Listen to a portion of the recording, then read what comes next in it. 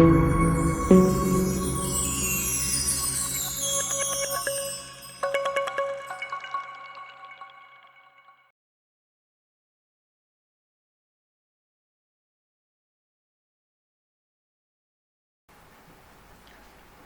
dairy farmers, my name is Christopher and I'm a nutritionist and a trainer.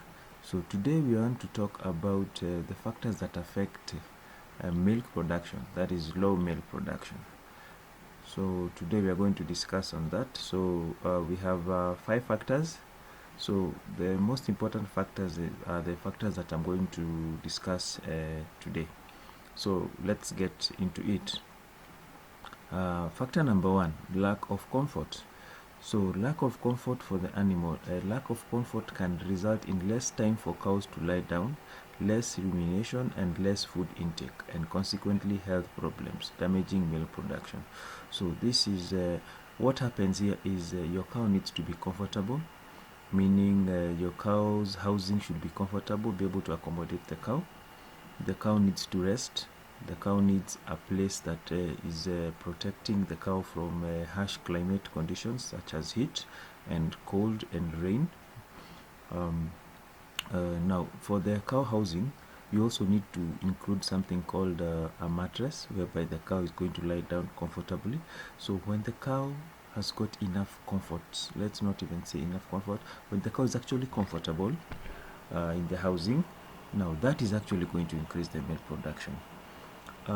There's also a point, let's add on the milk product, on the comfort part, is that for the cow to make more milk production, the cow needs to be comfortable. That is the simplest way. Many people or many farmers always say we need to increase the feed ration. No, I always say that when you keep your cow comfortable, your cow increases milk production, whereby the cow has no stress. Okay, and if a cow actually is stressed, it's also going to affect the other cows, because if you're having a herd of, let's say, 5 to 10 cows, so if one cow is stressed, all of them will have a stressful environment. So that means low milk production. So lack of comfort actually decreases milk production. That is number 1. Number 2, inadequate diet. So inadequate diet, the lactation period requires the consumption of an adequate diet to ensure the supply of energy, protein, vitamins and minerals for milk production. Now, for this point, what it actually means is that you need to have a balanced diet, okay? And not only a balanced diet, a diet that is specifically for cow depending on the stages it is, if it is a dry cow, if it is lactating, okay, if you're preparing your cow to come on heat. So you need to have specific diets for your cow depending on the stages. Now for the lactation period is where you're milking your cow. You need good feed. That means the feed should be balanced with enough energy, with enough protein, enough vitamins and enough minerals for the milk production. Now energy and protein normally comes from the fodder or concentrates that we normally formulate, and vitamins and minerals normally come from the minerals that are bought from the local shop, that is either packed or it's in block form, or it's actually in liquid form. So when you have proper diets for your cow, you're going to increase the milk production. Now if you don't provide adequate nutrition for your cow,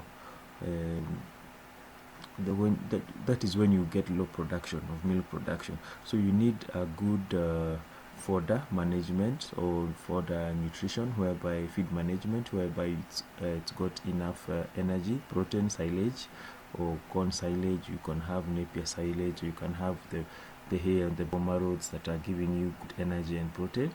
You can also include the concentrates, the formulation of the dairy meal or the energy giving feeds, the protein energy feeds that are normally milled or mixed. Vitamins and minerals is either in a powder form or block form or in a liquid form.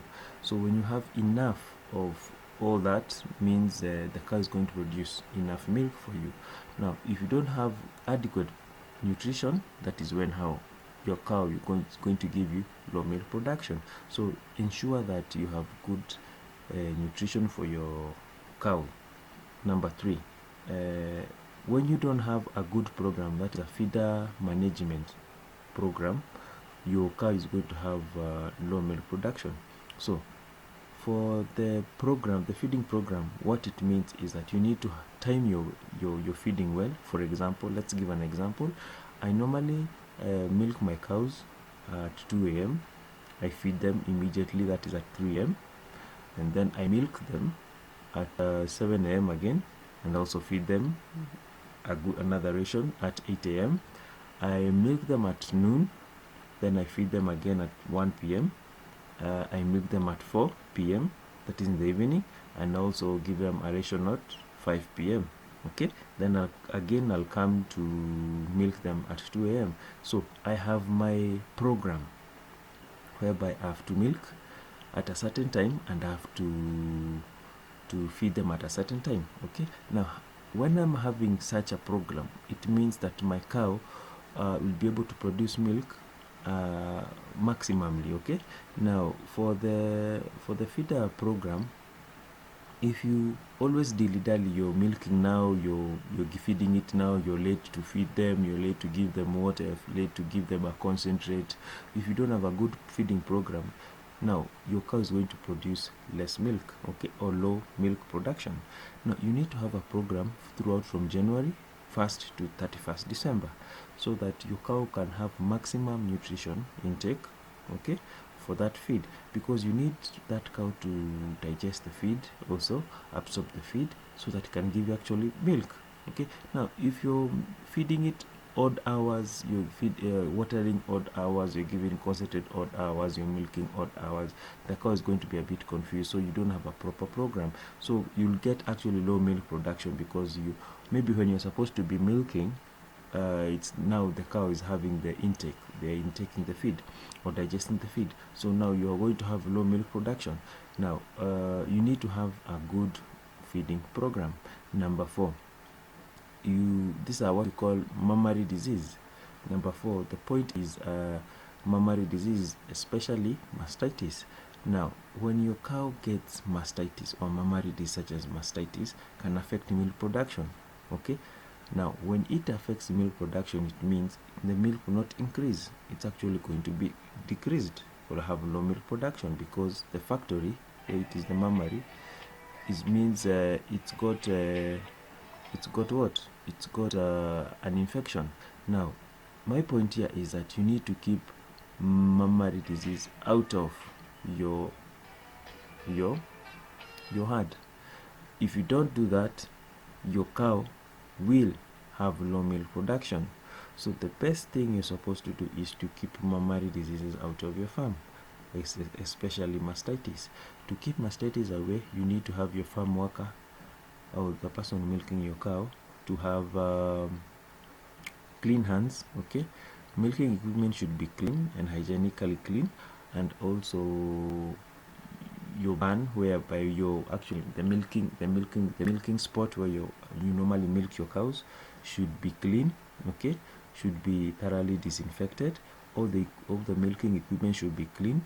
Your milking staff or the person who's milking the hand should be clean.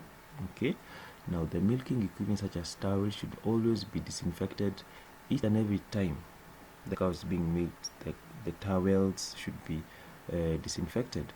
Now use of such products such as mastite to keep mastitis away bacteria from the cow's udder in between milking sessions, can also be used to keep the bacteria away that causes mastitis. Now to keep mastitis away from your herd, you also need a cow mattress whereby it's going to be cleaned daily. So when your cow is actually resting, the udder normally touches the mattresses, so you want that place to be clean. So mastitis normally decreases milk production. So if you can do away with mastitis, then your cow is going to give you good milk. So that is point number 4. Now point number 5 is the low body condition of a cow. So when I say body condition is the outlook of your cow, okay, it is determined by a scale of 1 to 5, whereby the cow is given 3 categories. That is, the cow is actually has got a low body count, body condition, and also medium body condition, and also a higher body condition. Now, when I say it is low body condition, it means that the cow is actually thin, layman's language. When I say the body condition is medium, the cow is actually healthy, and when I say the body condition is high, the cow is very fat. So for good milk production, the cow should have a medium body condition, whereby it ranges from 3.25 to about 4 to 4.25, depending with the breed. Now, above 4.25, that is 4.5 and above to 5, it means the cow is actually fat. Okay, if the body condition from 3.25 and below to 1, the cow is actually has got a low body condition, and that means the cow is actually thin. Now, when the cow is thin, it means lower milk production, issues with the reproductive problems that are going to arise, and greater susceptibility to diseases. Now, when the cow has got a medium range, that is the body condition that is 3.25 to about 4, the cow is healthy, reproduction is actually going to be maximized, and also the milk production will be maximized. The body condition is good. Now, this cow is the cow you normally say is feeding well, giving you good milk, and when it comes to estrus, it comes on time. Such a cow is what we normally call a good body condition. So we need to look at the condition of your body, of the cow, so that it's not a low body condition. It's actually a medium body condition and not a high one. When it is high, it means the cow is actually fat. So when it's got a lot of fat accumulation, such issues such as reproductive issues normally arise. Now, those are the 5 factors you need to consider in your farm, so that you don't decrease the milk production, you increase the milk production. So looking at the lack of comfort, inadequate diet, you have a lack of feeding program, you have mammary diseases, that is the other diseases, and also we have the body conditions. So when you look at those 5 factors, you'll always have good milk production from your cow or from your herd, and that is now going to get you to have good profits and a good lifespan for your herd, because of this of these 5 factors. So today was actually talked about the factors that actually affect milk production, because those are the things that normally in Kenya that are actually experienced in different farms that I actually visit. So consider those 5 factors. Those are the 5 factors that I actually came up with, because most farmers who actually talk to me have these issues in Kenya, and we always sort these issues by looking at them and correcting them, and then you see the farm has actually started increasing the milk production. It is very simple. It doesn't normally just require nutrition for you to increase the milk production. We have cow comfort, which is very important. We have biosecurity, which is very important, and we also have a good program that is record keeping and looking at the condition of the cow. So have these 5 factors somewhere, so that you can actually be referring, so that each and every time your farm is moving very well. So thank you for listening, and we'll be talking more on other factors on dairy management, and the factors that are going to increase your profits and also decrease your expenses in your farm as you're doing your dairy farming. So you guys do have a good day and enjoy this month of May.